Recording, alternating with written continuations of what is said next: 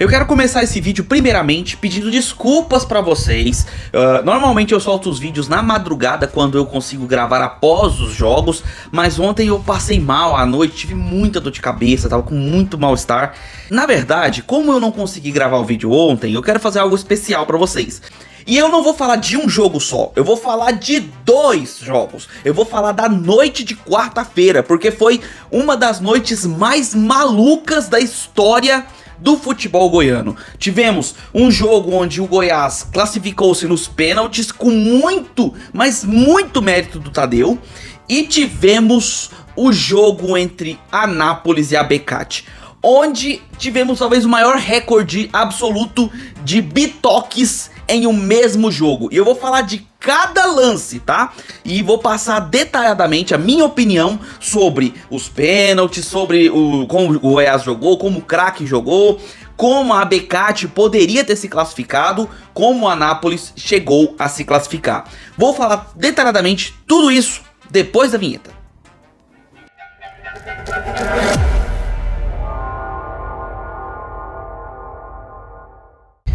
Fala aí, seus torcedores que são campeões em errar pênaltis. Sejam bem-vindos ao canal, meu nome é Victor Gader.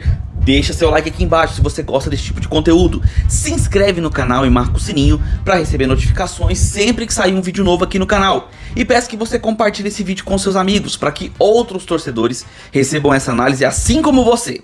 E sem mais delongas, vamos começar pelo jogo do Goiás, que começou mais cedo às 7h30 da noite. Goiás e craque entraram em campo com essas escalações. O craque mais animado do que o Goiás, vamos ser bem sinceros, tanto pela campanha quanto pelo resultado em casa. O empate em casa para o craque não era um resultado totalmente ruim, até porque no jogo de volta o craque poderia se fechar e contar com o desespero, digamos assim, do Esmeraldino para quem sabe levar a decisão para os pênaltis ou ganhar o jogo numa bola, né, jogando por uma bola. E o Goiás, com um time bastante ofensivo, vindo com um meio campo com uma linha de 4 formada pelo Juninho, pelo Gava, pelo Vitinho, né, e pelo Gonzalo Freitas. Cara, um meio de campo que teoricamente era para ter muita qualidade de toque. Na frente o Wesley Garcia e o Arthur Kaique. O jogo começa e, cara, na boa, o Goiás não sabe usar o time que tem. O craque era melhor na partida em boa parte do primeiro tempo, tá? O Goiás com um meio de campo muito recheado, com o William Lepo e o Lovati abertos pelas pontas, quase como pontas mesmo, tentando apoiar, principalmente o Lepo, né? Mas um time que não consegue tocar 2 bolas direitinho ali no meio de campo. O Goiás nervoso, Goiás bagunçado, mesmo com bons jogadores no meio, como o Juninho, que até hoje não mostrou que veio desde que veio do América. O Gonzalo Freitas é um primeiro volante, mas tinha hora que ele estava quase como um segundo volante, porque o Vitinho e o Gava estavam desaparecidos do jogo, e o único jogador do Goiás que tentava alguma coisa era o Wesley Garcia, ele apoiado pelo Lovati pelo lado esquerdo. Mas eram jogadas quase como pobres, porque o Wesley Garcia tentava jogada individual, o Lovati tentava batida de fora, um cruzamento, e ficava nisso. O Arthur Kaique chegou a momentos que ele teve que voltar quase na defesa para participar do jogo. Enquanto isso, o craque fazendo muitas jogadas pelo lado esquerdo, nas costas do Lepo. E assim, o jogo era muita transpiração, muita vontade e pouca inspiração. Dos dois lados, inclusive, tá? O craque chutou mais bolas a gol, inclusive, do que o Goiás em boa parte do primeiro tempo. Nesse meio tempo, vamos para as escalações de Anápolis e Abecate. E cara, começa o jogo lá com essas escalações que vocês estão vendo na tela. E o Abecate muito confiante, porque conseguiu segurar o líder do Goianão no jogo de ida em casa. O ímpeto do Anápolis para tentar chegar na final é muito grande. O Anápolis quer porque quer brigar por esse título. E pro Abecate, a conquista dessa possibilidade de disputar o mata-mata da fase decisiva do Goianão já é uma grande conquista. Lembrem, o Abecate, ele vem da 2ª divisão do Campeonato Goiano junto com o Inhumas. E chegou nesse momento com chances reais de chegar até a semifinal, brigando contra o líder. Então começa o jogo com essas escalações que vocês estão vendo na tela, com destaque para o João Celeri, que é um jogador que vem fazendo a diferença, né, no Anápolis. E nesse jogo, ele fez, mas de uma maneira completamente absurda. Eu vou explicar, vocês sabem muito bem do que eu tô falando, mas eu vou explicar detalhadamente o que rolou, tá? Voltando rapidinho pro jogo do Goiás, o primeiro tempo seguiu e pouca coisa mudou, tá? Os dois times fracos tecnicamente. O Goiás deveria ser um time muito mais impositivo, com mais posse de bola, mas não mostrou isso durante o primeiro tempo, tá?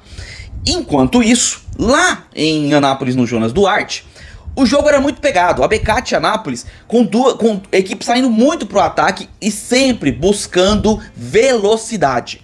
O Anápolis buscando mais as jogadas pelo lado direito e também o apoio muitas vezes do Fábio, né? Enquanto isso, o Abecate buscava jogadas pelo meio e o jogo era muito aberto, muito equilibrado, legal de se assistir, um bom jogo para um público que não foi lá tão bom, tá? Eu esperava que o público do Anápolis lotasse mais o Jonas Duarte, mas tudo bem. Só que aí vamos começar, tá? Vamos começar a falar do fato mais clássico desse jogo, o tal do bitoque. Antes de mais nada, deixa eu explicar o que é um bitoque, tá? Pra quem às vezes fica boiando ali, não entendeu direito. O pênalti, ele é um tiro livre direto, ou seja, o jogador precisa chutar a bola ou tocar essa bola para um outro companheiro tocar. O jogador que cobra a falta, que cobra o pênalti, que cobra um tiro livre direto, ele só pode dar um toque na bola. O segundo toque precisa ser obrigatoriamente ou de um companheiro do time ou de um adversário, certo? Por que eu tô falando isso? Porque, pra resumir, o jogador que bate o pênalti só pode tocar a bola uma vez, tá? O jogador que chuta pro gol na direção ou que faz qualquer outra coisa no pênalti só pode tocar na bola uma vez. Se ele toca na bola por uma segunda vez antes de qualquer outro jogador tocar, esse lance é invalidado e o juiz tem que marcar tiro livre indireto, que ele ergue a mão. Beleza, vamos lá. Primeiro pênalti do Anápolis, cruzamento vindo no escanteio do lado esquerdo.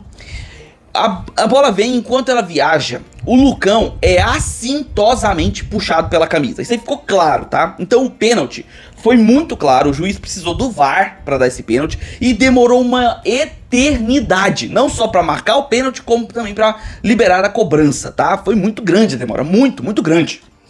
E aí o João Celeri vai pra batida. Ele cobra no canto oposto do goleiro, o goleiro de um lado, a bola no outro, e a bola entra. Só que aí o VAR... O juiz marcou o gol, tá? O juiz deu o gol. E o VAR chamou o juiz, aliás, chamou não, né? Informou o juiz de que estava verificando um possível bitoque na cobrança. O que seria o quê? Que o Celeri, no momento que ele chuta a bola com a perna direita, a bola toca em seu pé esquerdo de apoio, por conta de um escorregão, um deslize do pé, enfim. E aí a bola deu 2 toques no jogador e, portanto, invalidaria o lance. O VAR verifica e marca o bitoque. Marcou o bitoque, o juiz assinalou o bitoque para alegria do Abecate, desespero da torcida do Anápolis, e seguiu-se o 0 a 0. Enquanto isso, lá na Serrinha, voltávamos para o segundo tempo e o Goiás voltou com algumas mudanças, né? Veio com o Rodrigo Andrade no lugar, se não me engano, foi do Gonzalo Freitas, posso estar enganado, tá? De fato, o que aconteceu foi que o Goiás veio com 2 mudanças que transformaram ele de um 4-4-2 para um 4-2-4 sem volante, tá? Porque os jogadores que estavam ali, todos eram ofensivos, meias ofensivos. E fez aquilo que deveria ter feito desde o começo do jogo. O Goiás controlou as ações do jogo com a bola nos pés, que é o que deveria ter feito no primeiro tempo, que é o que deveria estar fazendo desde o começo do Goianão com o time que tem.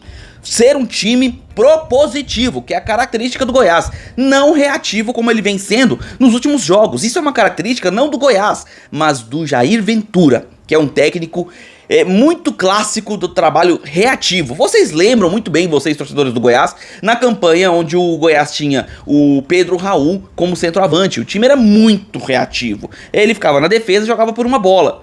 Nesse momento do Campeonato Goiano, não dá pra ser reativo. Não com o time que tem, não enfrentando as equipes que enfrenta. E o Goiás vinha sendo assim. No segundo tempo, não. O Goiás foi pra cima, muitas jogadas pelas laterais, muitas jogadas infiltrando pela defesa do craque, que começou a cansar. Tá? Pelo menos foi isso que deu a impressão. Ou cansar, ou queria realmente arrastar o jogo até os pênaltis. Não estava fazendo a marcação efetiva como no primeiro tempo, não marcou pressão como no primeiro tempo, deu muitos espaços, e o Goiás teve chances reais de fazer o gol ainda com bola rolando. Porém, o gol veio em bola aérea, num cruzamento de escanteio do lado direito. O Luiz Felipe cabeceia e faz o gol esmeraldino, 1 a 0 pro craque. Olha, 1 a 0 pro Goiás em cima do craque.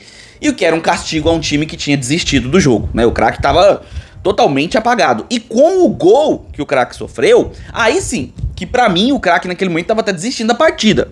O craque deixou o Goiás jogar, e o Goiás ficou tocando a bola, ficou tentando levar o jogo pro ataque como podia. Enquanto isso rolava lá na Serrinha, no Jonas Duarte teve um outro pênalti, um cruzamento vindo do lado direito. O jogador da Anápolis se bagunça ali com o do Abecate, é meio que empurrado, meio que deslocado, cai, e o juiz marca pênalti. Dessa vez assinalando diretamente, sem a ajuda do VAR. E esse pênalti eu já achei que não foi, tá? Minha humilde opinião, tá? Posso estar enganado, você pode discordar, fica à vontade nos comentários. Mas, cara, eu vi o jogador do Abecate com o braço assim, parecendo que tava empurrando, mas não me pareceu que esse contato do braço dele seja o suficiente pra derrubar o jogador do Anápolis. Pra mim, o jogador do Anápolis já estava caindo, mas pode ser só uma impressão minha, tá? Foi o que eu vi, tá? O lance tá passando aí, vou deixar pra vocês. E foi o que eu vi, mas pode ter sido também pênalti, eu não sei, você fica à vontade pra discordar nos comentários. O fato é que houve o pênalti e o João Celeri foi novamente pra bola pra cobrar e se redimir da primeira cobrança, que na verdade o João Celeri tinha feito, né? O juiz que deu o bitoque e, sinceramente, eu acho que eu nem consegui ter certeza absoluta de que havia de fato um bitoque ali, né? Tudo bem. Ele vai pra cobrança e, cara, o inimaginável acontece. Ele chuta novamente no mesmo canto do anterior, só que a bola bate na trave e volta pra ele. E aí o que ele faz? Ele toca na bola de novo. Ou seja, ele chuta a bola e o segundo toque que a bola recebe é dele mesmo, porque a trave não vale. Se fosse o goleiro defendendo e aí voltasse pra ele e ele chutasse pro gol, perfeito, porque aí o goleiro teria sido o segundo toque, entendeu? Só que como não foi esse o caso, a bola pegou na trave, voltou pra ele, configura o quê? Um bitoque! E aí com esse bitoque, obviamente o juiz anulou de novo o pênalti. Cara, é absurdo, cara, é loucura, loucura. E o jogo seguiu-se com o Abecate jogando por uma bola, muito fechado, tá? Principalmente no segundo tempo, que aí teve o intervalo, foi pro segundo tempo e pá. E o Anápolis aberto, buscando o máximo possível tentar empatar a partida. E o jogo lá na Serrinha seguiu com o craque fechado, mas com dificuldades de segurar o Goiás. Porém, lá no primeiro tempo, eu já tinha conversado com alguns amigos, como por exemplo Danilo Dias, que tava conversando comigo ali no Instagram, e eu falei que se o craque acertasse um contra-ataque, seria fatal, né, com relação ao gol do Goiás. E dito e feito, teve um contra-ataque, uma jogada veloz ali pelo lado direito, a bola é cruzada, a defesa tenta tirar e ela sobra no meio pro Manaus chegar batendo de frente, tirando do Tadeu e fazendo o inimaginável 1-1 para o craque, né? Porque esse empate era placar excelente para o time visitante, o que deixava o torcedor do Goiás pé da vida, principalmente com alguns aspectos, como o primeiro tempo ruim, esse gol e a substituição que o Jair fez tirando o Esli Garcia, para desespero da torcida que xingou ele bastante, né? E enquanto isso, no Jonas Duarte, o jogo seguia-se com o Anápolis tentando o ataque muito mais do que o Abecate, mas em um contra-ataque, né, bem rápido ali, a zaga do Anápolis deu uma cochilada, o zagueirão esperou o jogador do Abecate ultrapassá-lo, ele chega de frente pro goleiro, Paulinho, e finaliza no lado direito, fazendo 2-0 pro Abecate, dentro do Jonas Duarte. O torcedor do Anápolis começou a ir embora, 2-0, com 30 e tantos do segundo tempo, cara, fatura liquidada, né?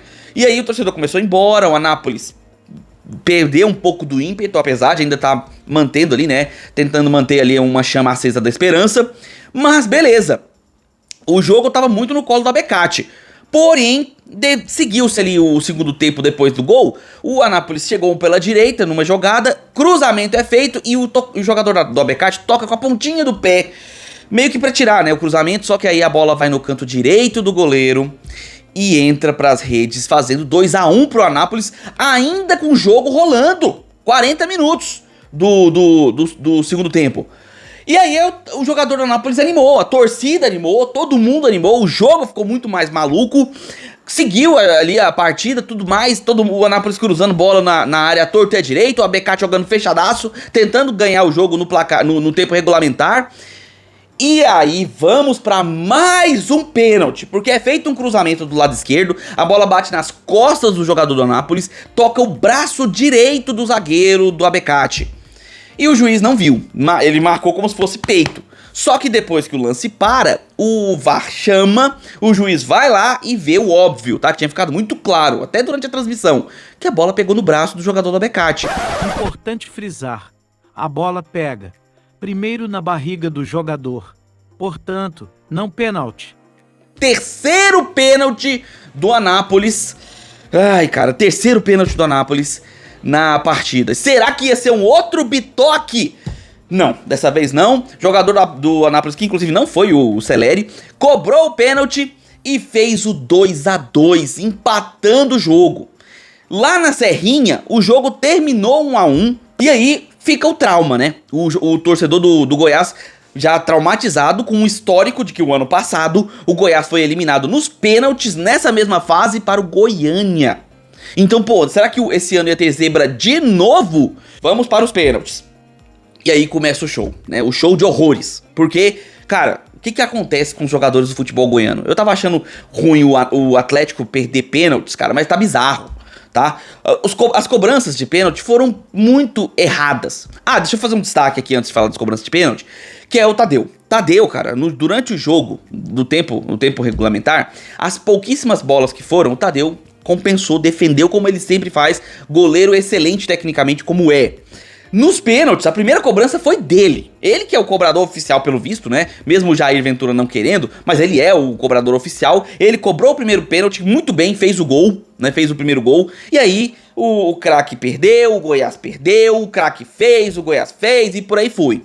Até que chegamos ali nas últimas cobranças e o Tadeu faz excelentes defesas e garante a vaga do Goiás para a semifinal. O Tadeu carregou o Goiás nas costas de novo, tá? O ataque foi inoperante porque o gol foi de zagueiro e graças ao Tadeu, mais uma vez, o Goiás se classifica para a semifinal, dando um alívio para a torcida, né, que tava com medo de acontecer de novo o repeteco de 2024, mas também colocando muito nervosismo e pulga atrás da orelha, reclamações contra o Jair, porque mais uma vez o Goiás pecou jogando dentro dos 90 minutos, não conseguiu se impor.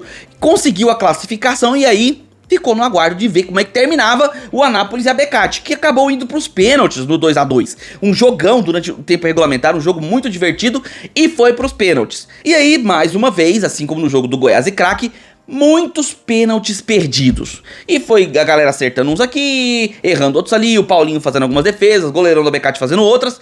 Cara, chegamos nas alternadas. E cara, eu não acredito que eu vou falar isso de novo.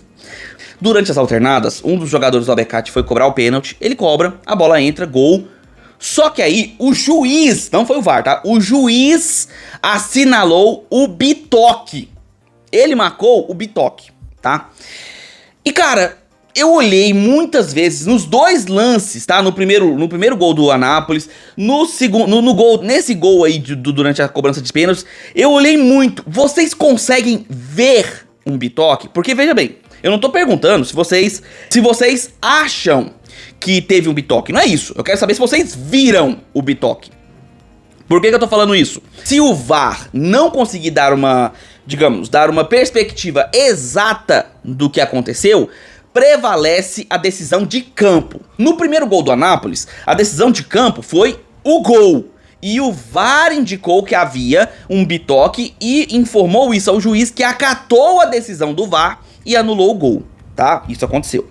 Segundo gol não vou falar porque foi obviamente o bitoque. Terceiro gol de bitoque, que foi esse do Abecate durante as cobranças de alternadas dos pênaltis, o juiz marcou o bitoque, não o VAR. Então o VAR iria analisar se o juiz estava correto em sua marcação. Acredito eu que pela demora que o VAR teve, ele estava analisando se tinha uma imagem precisa e exata para validar aquele bitoque. Eu não vi nenhuma, tá? Eu não achei claro e manifesto o bitoque. Nenhum dos lances, vou ser bem sincero, tá? Não consegui ver detalhadamente o bitoque.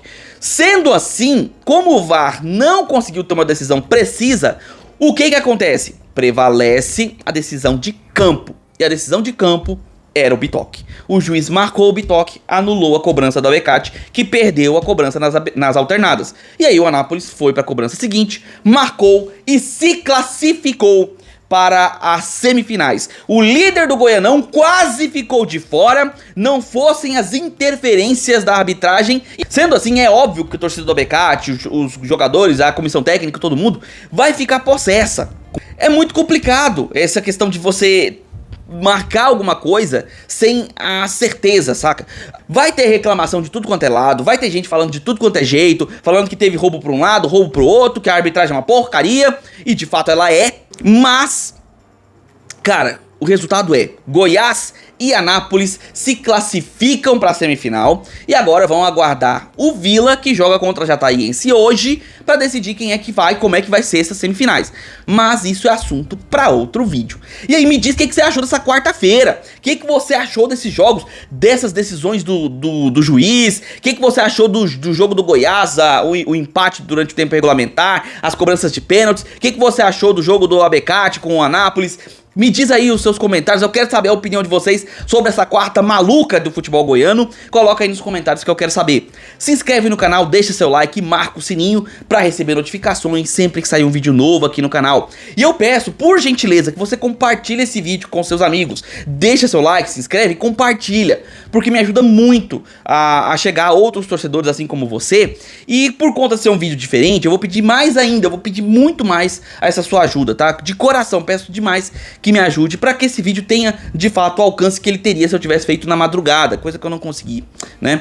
E caso você queira discutir esses assuntos de futebol, conversar, zoar a galera em um grupo bem divertido e dinâmico com muita notícia, entre no Gader Futebol Clube, se torne membro do canal a partir de R$ 1,99.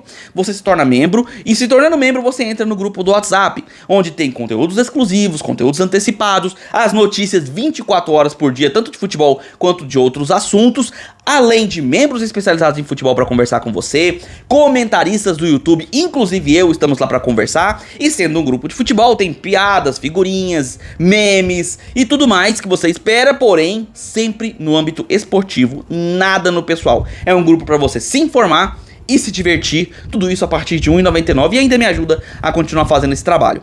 Beleza, vou ficando por aqui, nos vemos nos próximos vídeos, um abraço de torcedor para todos vocês.